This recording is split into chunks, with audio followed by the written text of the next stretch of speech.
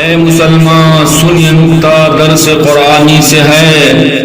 اے مسلمان سن یہ نکتہ درس قرآنی سے ہے، عظمت اسلام زندہ صرف قربانی سے ہے، عظمت اسلام زندہ صرف قربانی سے ہے۔ نام اسماعیل کی مطلوب ہے عید الضحیٰ، نام اسماعیل کی مطلوب ہے۔ الحمد للہ کفی وسلام علی عباده الذین اصطفى اما بعد، فقال اللہ تبارک وتعالی وَأَن لَيْسَ لِلْإِنسَانِ إِلَّا مَا سَعَى۔ محترم ناظرین کرام، جیسا کہ آپ سب جانتے ہیں کہ گزشتہ چند روز پہلے اس بات کا اعلان کیا گیا تھا کہ ہمارے اس چینل پر انشاءاللہ 5 روزہ آن لائن لائیو اجلاس عید الاضحیٰ کی مناسبت سے انعقاد کیا جائے گا اور مختلف عناوین جس کے تحت ہوں گے، اور آج الحمدللہ یہ اس کا آج کا پہلا پروگرام ہے جو عشرہ ذی الحجہ کی اہمیت و فضیلت کے عنوان سے ہیں۔ محترم ناظرین کرام، جیسا کہ اس سے پہلے بھی اعلان کیا گیا تھا کہ ہمارا یہ جلسہ عالی قدر حافظ قاسم صاحب عالمگیری سرپرست جامعہ اسلامیہ انعام العلوم کی زیر سرپرستی میں ہے اور اس پروگرام کا انعقاد کیا جا رہا ہے، لہٰذا حضرت کی جانب سے پہلے ہی اس کی اجازت مل چکی ہے، لہٰذا ہم بلا کسی تاخیر کے اللہ کے نبی صلی اللہ علیہ وسلم اور صحابہ کرام اور تابعین و تبع تابعین کے طریقے کے مطابق اس پروگرام کا انعقاد تلاوت کلام پاک سے کرنے جا رہے ہیں، لہٰذا میں بلا کسی تاخیر کے تلاوت کلام پاک پیش کرنے کے لیے خوش الحان قاری حافظ محمد طلحہ ابن حافظ محمد مصطفیٰ صاحب، نائب امام فیضان مسجد عارف کالونی اورنگ آباد کو دعوت دینے جا رہا ہوں کہ وہ آئے اور تلاوت کلام پاک پیش فرمائیں۔ اعوذ باللہ من الشیطان الرجیم، بسم اللہ الرحمن الرحیم، خلق الانسان من صلصال كالفخار وخلق الجان من مارج من نار فبأي آلاء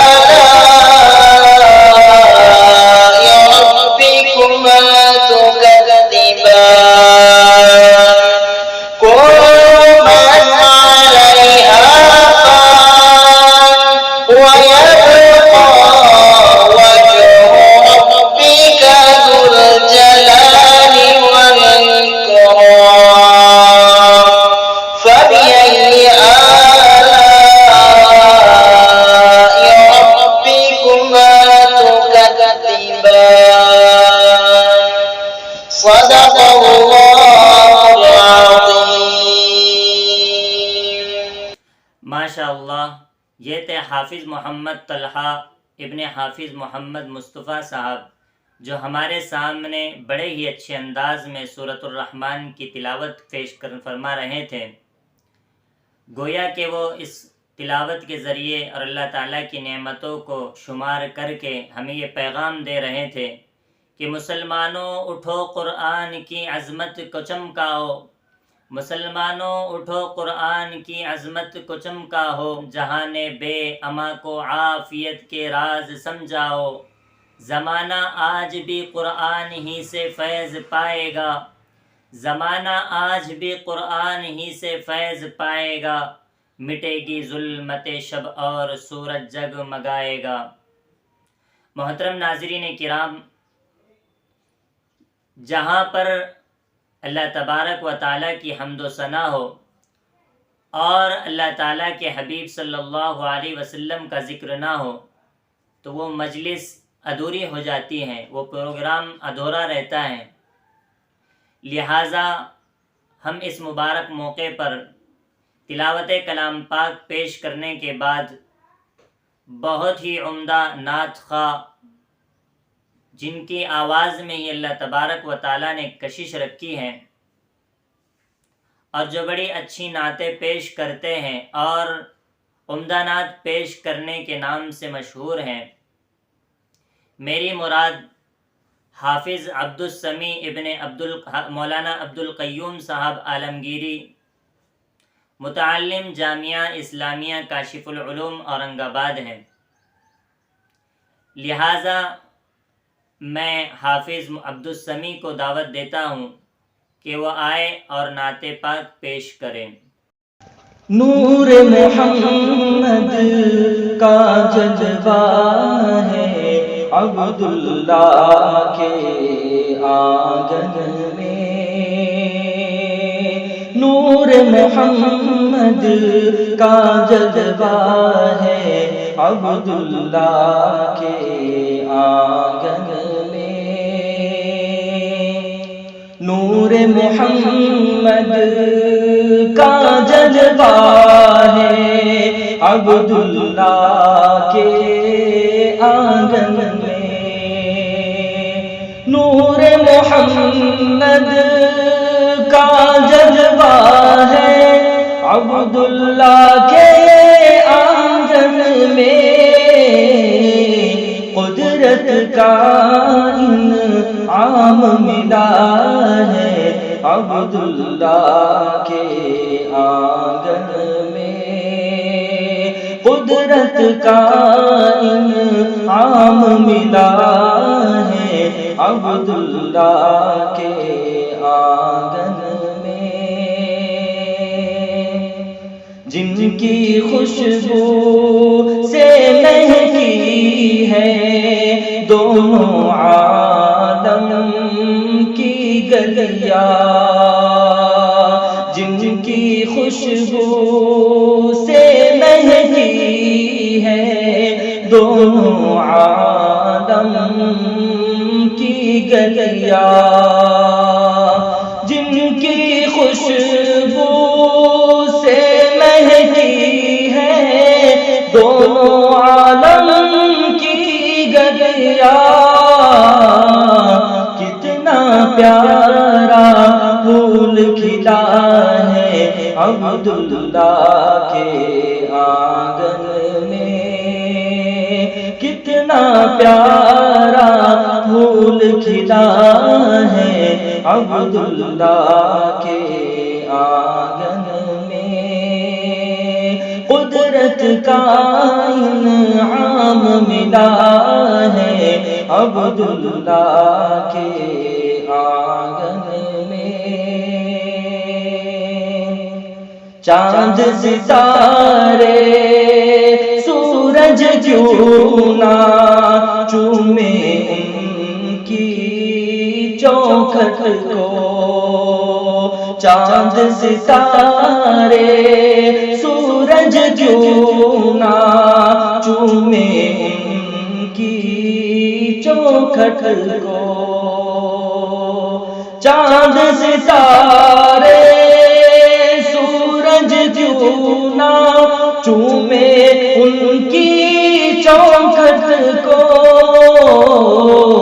ذرہ ذرہ بول رہا ہے عبداللہ کے آنگن میں، ذرہ ذرہ بول رہا ہے عبداللہ کے آنگن میں، قدرت کا انعام ملا ہے عبداللہ کے آنگن میں۔ محشر کی گرمی میں یا رب نرمی کے اسباب بنا، محشر کی گرمی میں یا رب نرمی کے اسباب بنا، محشر کی گرمی میں یا رب نرمی کے اسباب بنا، رحمت خود بھی دست دعا ہے عبداللہ کے آنگن میں، رحمت خود بھی دست دعا ہے عبداللہ کے آنگن میں، قدرت کا انعام ملا ہے عبداللہ کے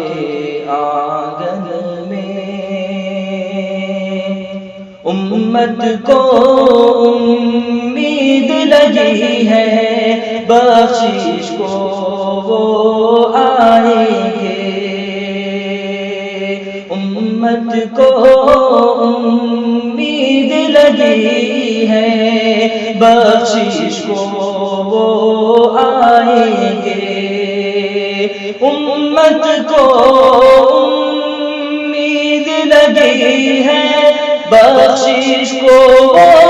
آئیں گے، شمع رسالت کی وہ ضیاء ہے عبداللہ کے آنگن میں، شمع رسالت کی وہ ضیاء ہے عبداللہ کے آنگن میں، نور محمد کا جلوہ ہے عبداللہ کے آنگن میں، قدرت کا انعام ملا ہے عبداللہ کے آنگن میں۔ یہ تھے حافظ عبدالسمیع جو ہمارے سامنے بڑے ہی اچھے انداز میں نعت پاک پیش کر رہے تھے۔ جس وقت وہ نعت پاک پیش کر رہے تھے میرے ذہن میں یہ شعر گردش کر رہا تھا کہ قلم میرا قاصر زباں میری عاجز محمد کی عظمت بتاؤں میں کیسے، قلم میرا قاصر زباں میری عاجز محمد کی عظمت بتاؤں میں کیسے، ہے محبوب رب امام الرسل وہ فضائل مکمل سناؤں میں کیسے۔ ماشاءاللہ بڑے ہی اچھے انداز میں حافظ عبدالسمیع نعت پاک پیش کر رہے تھے۔ محترم ناظرین کرام، تلاوت کلام پاک کے بعد اور نعت نبی صلی اللہ علیہ وسلم کی سماعت کے بعد اب ہم اصل مقصد کی طرف گامزن ہوتے ہیں، لہٰذا میں بڑے ہی ادب و احترام کے ساتھ عشرہ ذی الحجہ کی اہمیت و فضیلت کے عنوان سے لب کشائی کرنے کے لیے استاذ محترم مولانا شیخ عقیل صاحب ندوی، استاذ جامعہ اسلامیہ کاشف العلوم اورنگ آباد کو دعوت دیتا ہوں کہ وہ آئے اور اس مبارک موقع سے اور اس جلسے سے ہم تمام کے سامنے عشرہ ذی الحجہ کی اہمیت و فضیلت کو اجاگر کرے، جو ہمارے لیے مستقبل میں مشعل راہ ثابت ہو۔ مولانا شیخ عقیل صاحب ندوی، استاذ جامعہ اسلامیہ کاشف العلوم اورنگ آباد۔ الحمد للہ رب العالمین والعاقبۃ للمتقین والصلاة والسلام علی محمد بن عبد اللہ الامین وعلی آلہ واصحابہ اجمعین ومن تبعہم بإحسان الی یوم الدین، اما بعد۔ قال اللہ تبارک و تعالی فی القرآن المجید: اعوذ باللہ من الشیطان الرجیم، بسم اللہ الرحمن الرحیم، والفجر ولیال عشر والشفع والوتر، صدق اللہ العظیم۔ وعن ابی قتادہ رضی اللہ تعالی عنہ ان رسول اللہ صلی اللہ علیہ وسلم صیام یوم عرفہ انی احتسب علی اللہ ان یکفر السنة التي قبلہ والسنة التي بعدہ او کما قال علیہ الصلاۃ والسلام۔ محترم سامعین کرام، آج میں آپ حضرات کے سامنے عشرہ ذی الحجہ کی اہمیت و فضیلت اس عنوان کے تحت قرآن اور حدیث کی روشنی میں کچھ اہم باتیں آپ کے گوشے گزار کرنا چاہتا ہوں۔ محترم سامعین کرام، اللہ تبارک و تعالیٰ کا بے انتہا فضل اور کرم ہے کہ اللہ تبارک و تعالی ہم تمام انسانوں کو اور بطور خاص ایمان والوں کو ایسے مواقع فراہم عطا فرماتا ہے جس میں ہم اللہ تبارک و تعالی کی نعمتوں کی قدردانی اور شکر گزاری بجا لاتے ہیں۔ اللہ تبارک و تعالیٰ کی انسانوں پر لاتعداد نعمتیں ہیں جس کا ہم اندازہ نہیں کر سکتے۔ ارشاد باری تعالیٰ ہے وَإِن تَعُدُّوا نِعْمَةَ اللَّهِ لَا تُحْصُوهَا، یعنی اللہ تعالیٰ کی نعمتیں اس قدر زیادہ ہیں کہ ہم ان کا شمار نہیں کر سکتے۔ حاضرین اور سامعین، ان نعمتوں میں سے ایک نعمت یہ بھی ہے کہ اللہ تبارک و تعالی ہمیں دین کی باتوں کو سننے اور کہنے کا موقع عطا فرماتا ہے، اور اللہ تبارک و تعالی ہمیں ایسے مواقع عطا فرماتا ہے جس میں ہم دین کی باتوں کو بغور سن کر صحیح طور سے عمل کر سکے، اس کی فضیلت اور اہمیت معلوم کر سکے۔ محترم سامعین کرام، میں نے آپ کے سامنے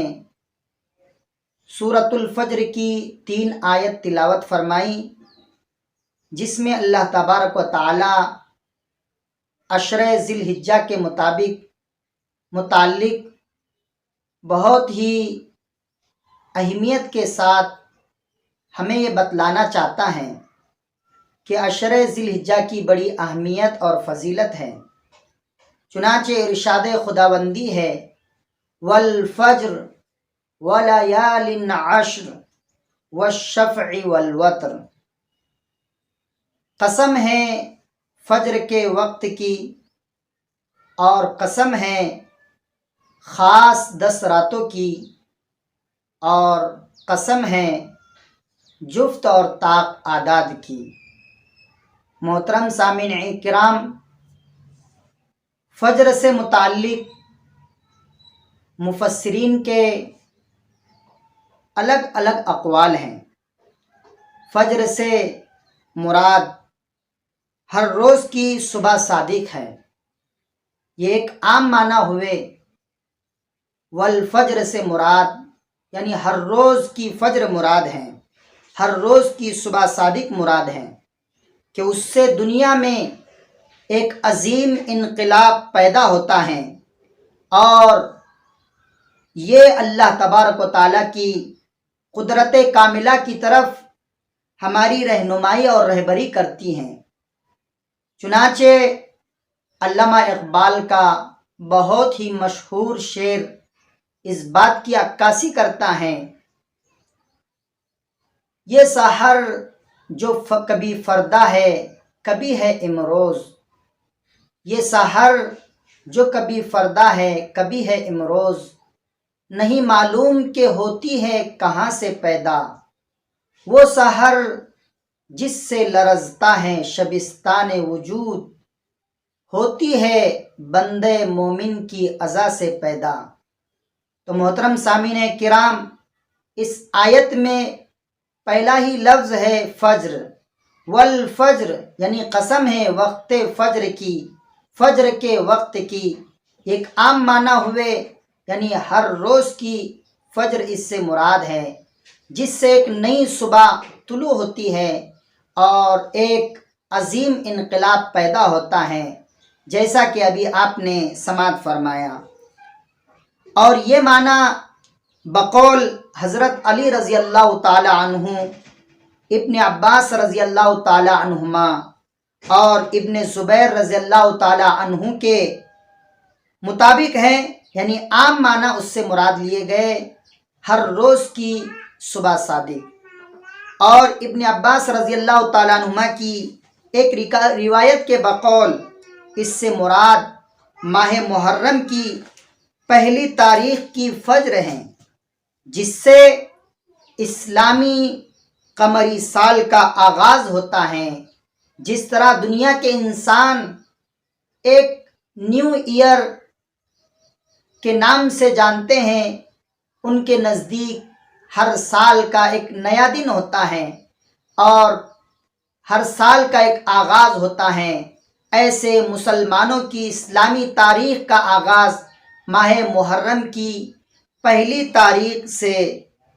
ہوتا ہے۔ اور ان کی ایک دوسری روایت کے مطابق، یعنی حضرت ابن عباس رضی اللہ تعالی عنہما کی ایک دوسری روایت کے مطابق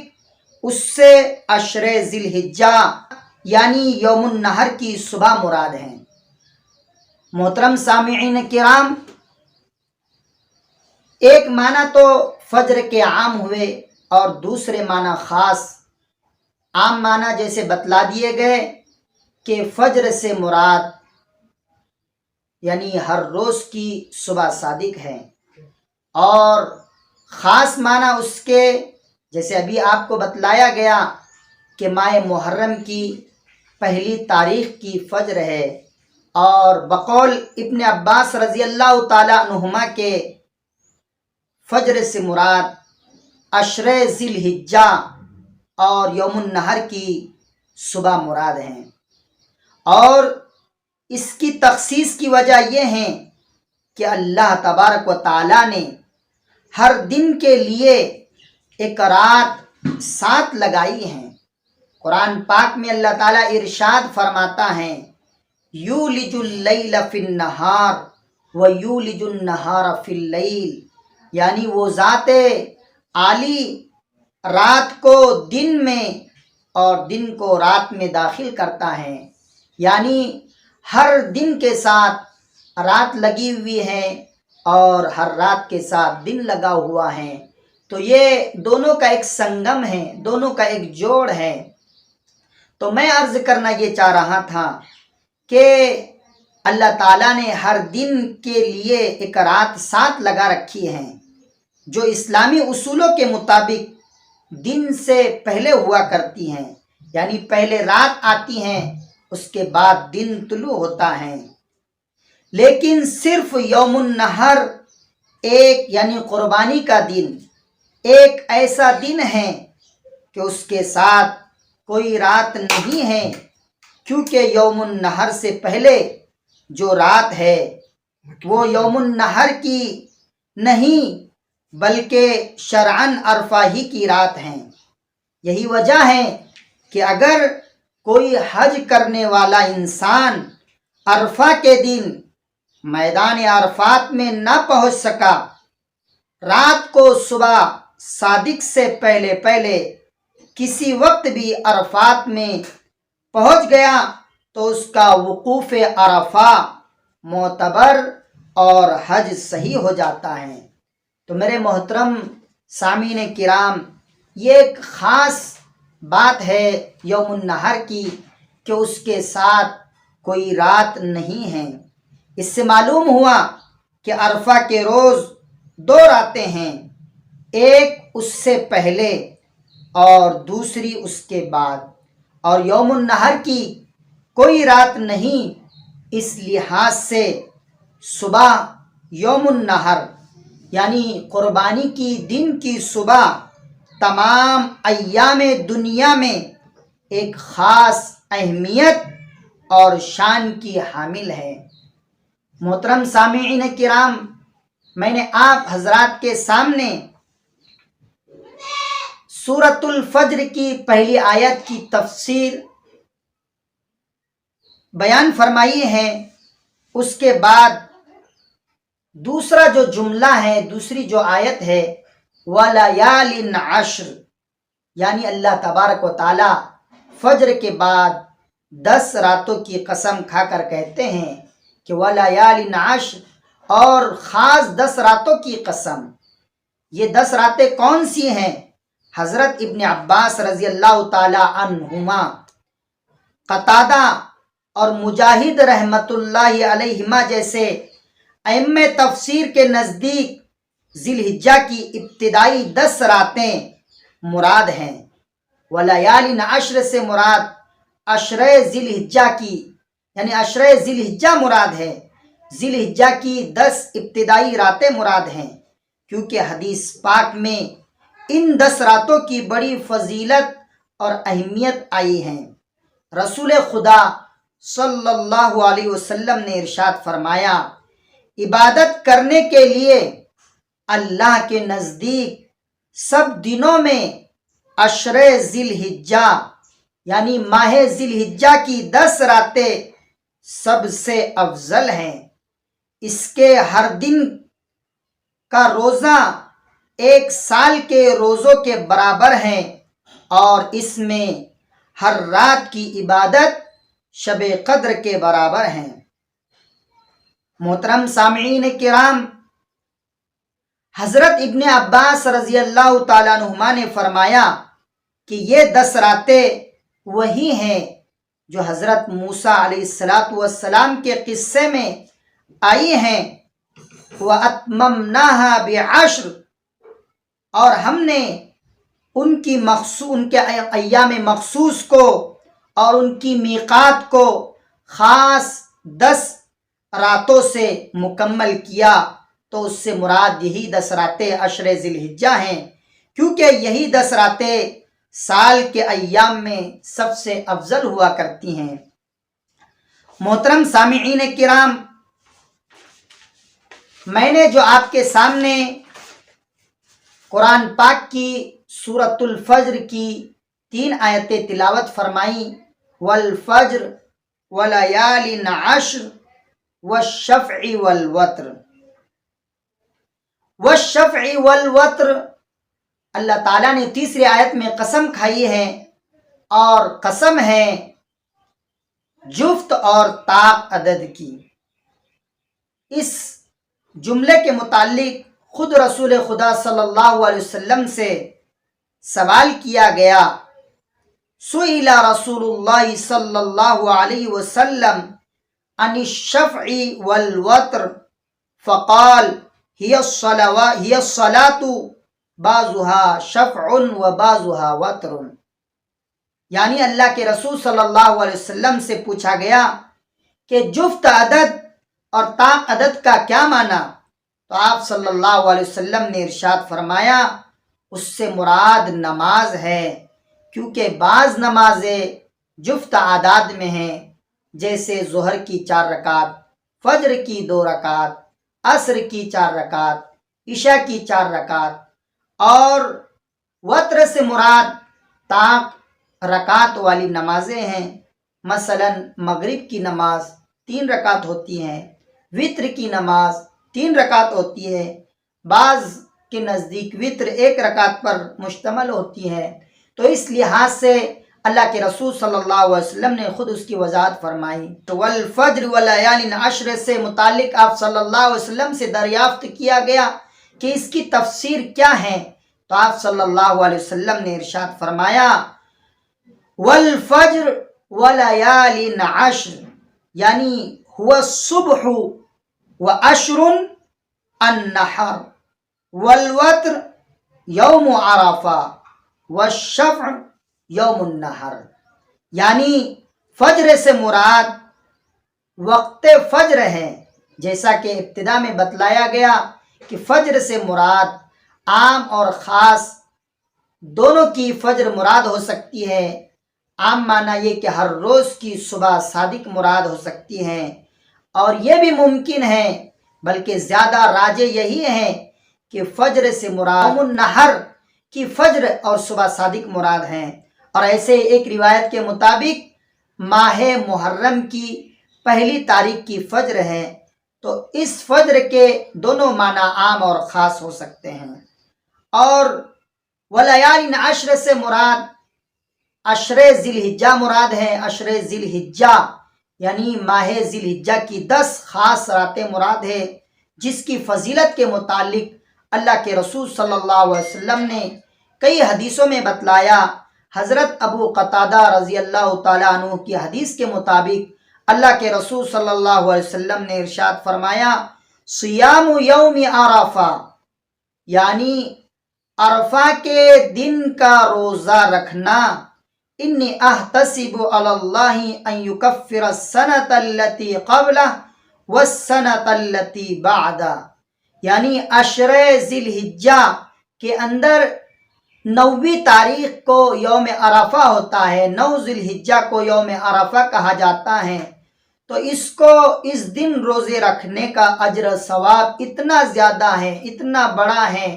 اتنی فضیلت ہے عرفہ کے دن کے روزے کی کہ اللہ کے رسول صلی اللہ علیہ وسلم نے ارشاد فرمایا کہ میں اللہ سے توقع اور ثواب کی امید کرتا ہوں کہ اللہ تبارک و تعالی اس روزے کی برکت سے 1 سال پہلے کے اور 1 سال بعد کے گناہ معاف فرما دیتا ہے، اور یہ یوم عرفہ کا روزہ 1 سال پہلے کا کفارہ اور 1 سال کے بعد کا کفارہ بن جاتا ہے۔ تو محترم سامعین کرام، یہ عشر ذی الحجہ کی فضیلت اس قدر حدیث میں وارد ہوئی ہے، جیسا بھی ابھی آپ کو بتلایا گیا کہ عشر ذی الحجہ کے متعلق اللہ کے رسول صلی اللہ علیہ وسلم نے ارشاد فرمایا کہ عشر ذی الحجہ کے اندر روزہ رکھنا وہ 1 سال کے روزے رکھنے کے برابر ہیں، ہر دن کا روزہ 1 سال کے روزوں کے برابر ہیں، اور اس عشر ذی الحجہ میں ایک عبادت کا ثواب شب قدر کی عبادت کے برابر ہیں۔ اللہ تبارک و تعالیٰ سے دعا ہے کہ اللہ تبارک و تعالیٰ ہمیں ان تمام باتوں پر صحیح سمجھ کر عمل کرنے کی توفیق عطا فرمائے۔ وآخر دعوانا ان الحمدللہ رب العالمین۔ جزاکم اللہ تعالی۔ یہ تھے استاذ محترم مولانا شیخ عقیل صاحب ندوی، استاذ جامعہ اسلامیہ کاشف العلوم اورنگ آباد، جو ہمارے سامنے بڑے ہی اچھے انداز میں اور مکمل دلائل کے ساتھ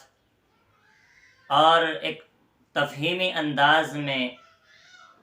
عشر ذی الحجہ کی اہمیت و فضیلت کو بیان کر رہے تھے۔ ہم آپ کا تہ دل سے شکریہ ادا کرتے ہیں کہ آپ نے ہمارے لیے اپنے قیمتی اوقات سے نکال کر کچھ وقت ہمیں دیا۔ اللہ تبارک و تعالی آپ کو جزائے خیر عطا فرمائے۔ محترم ناظرین کرام، یہی پر اس جلسے کا اختتام ہوتا ہے، لہٰذا کل ہم ایک اور نئے عنوان کے ساتھ اور قربانی کی اہمیت و فضیلت کے عنوان کے ساتھ آپ کے سامنے دوسرے اجلاس کو پیش کریں گے۔ لہٰذا ہم آپ کا بھی شکر ادا کرتے ہیں کہ آپ نے اپنے قیمتی وقت سے نکال کر کچھ وقت جہاں پر لوگ سوشل میڈیا کا غلط استعمال کرتے ہیں، آپ نے دین کے لیے اپنے وقت کو وقف کیا۔ وآخر دعوانا ان الحمدللہ رب العالمین۔ والسلام علیکم ورحمۃ اللہ وبرکاتہ.